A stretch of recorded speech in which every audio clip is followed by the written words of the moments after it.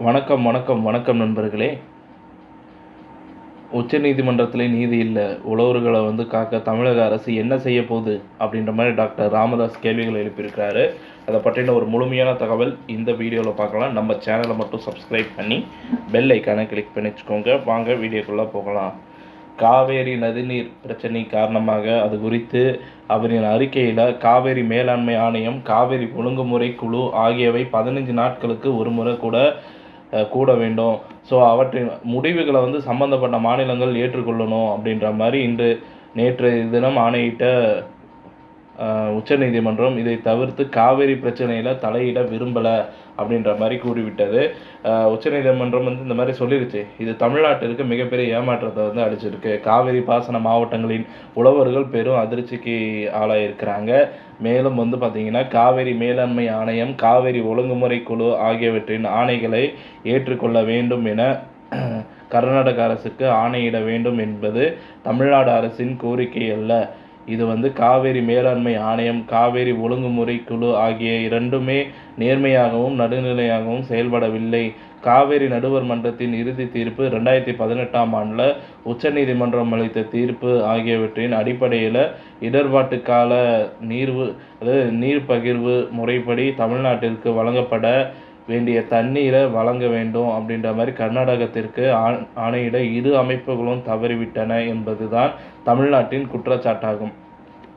தமிழ்நாட்டுக்கு காவேரியில் வினாடிக்கு 10,000 கனஅடி வீதம் தண்ணீர் வழங்க வேண்டும் அப்படின்ற மாதிரி கர்நாடகத்திற்கு காவேரி மேலாண்மை ஆணையம் கடந்த ஆகஸ்ட் மாதம் ஆணையிட்டிருந்தது. ஆனால் காவேரி பாசன மாவட்டங்களில் கருகி கொண்டிருக்கும் குறுவை நெற்பயிர்களை காப்பாற்ற இது போதாது அப்படின்ற மாதிரி வினாடிக்கு 24,000 கனஅடி வீதம் தண்ணீர் திறந்துவிட கர்நாடகத்திற்கு ஆணையிட வேண்டும் அப்படின்ற மாதிரி கோரிக்கை தான் உச்சநீதிமன்றத்தில் தமிழக அரசு வழக்கு தொடர்ந்தது.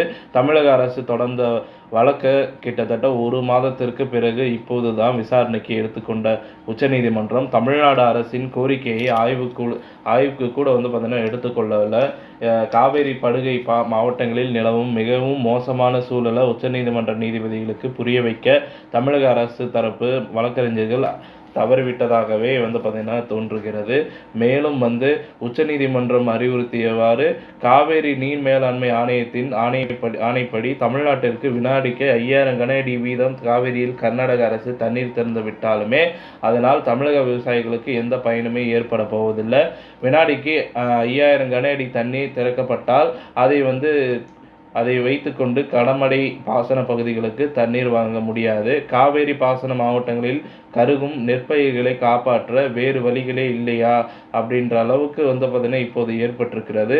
காவேரி பாசன மாவட்டங்களுக்கு கருகும் பயிர்களை காப்பாற்றுவதற்கு அதிரடியாக நடவடிக்கைகள் தேவை என்பதை கடந்த 2 மாதங்களாகவே பாட்டாளி மக்கள் கட்சி வலியுறுத்தி வந்துட்டுருக்கு. ஆனால் நிலைமையை சமாளிப்பதற்கு தேவையான வேகத்தில் தமிழக அரசு செயல்படலை. நீர்வளத்துறை அமைச்சர் துரைமுருகன் தலைமையில் தமிழகத்தை சேர்ந்த நாடாளுமன்ற உறுப்பினர்கள் குழு டில்லி சென்று மத்திய நீர்வளத்துறை அமைச்சரை சந்தித்து காவேரியில் தண்ணீர் பெறுவதற்கு மேற்கொண்ட முயற்சி பயனளிக்கவில்லை. தமிழ்நாட்டிற்கு காவேரியில் தண்ணீர் திறந்து விடும்படி கர்நாடக அரசுக்கு ஆணையிடும்படி மத்திய அரசுக்கும் அரசியல் ரீதியாக அழுத்தம் கொடுக்க 1000 வழிகள் இருக்கிறது. ஆனால் அவற்றை செய்யவோ அவை குறித்து ஆராயவோ தமிழக அரசு தயாராக இல்லை.